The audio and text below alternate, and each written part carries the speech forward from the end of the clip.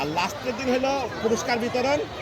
আর ওই যে নেতা গোতারা সব আসতো, টাকা তো ওরা দিত, হ্যাঁ, টাকার অভাব হইতো না তো, টাকা সব নেতারা দিত, হ্যাঁ, এমপি মন্ত্রী এরা যারা আছে কুষ্টিয়া ওরা টাকা দিত, টাকা লক্ষ লক্ষ টাকা, পুরস্কারের অভাব নাই। গান হতো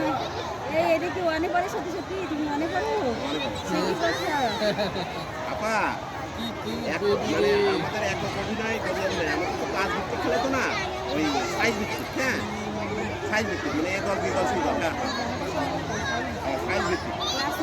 আর আপনার হলো একক অভিনয়, যৌথ অভিনয়, হ্যাঁ আলাদা আলাদা নাটক, একক গান, দলীয় গান, হ্যাঁ জারি সারি মুর্শিদি, লালন গীতি, রবীন্দ্রসঙ্গীত, সব মানে আলাদা আলাদা ইভেন্ট, এদের আলাদা বিতর্ক প্রতিযোগিতা, ঠিক আছে। টাকার অভাব নাই, নেতারা দিত, বুঝছেন, ওই সময় 3 লাখ 3.5 লাখ টাকা বাজেট হতো আমাদের গ্রামে। হেভি 3 দিন গ্রামের কোনো লোক থাকে না, সব ওইখানেই থাকে, এখন বাবু সাথে খেলা দেখে 3 দিন ধরে খেলা দেখা, আর সাহিত্য অনুষ্ঠান নিয়ে সবচেয়ে মজা হতো। লাস্টের দিন ওই নেতারা যে বক্তব্য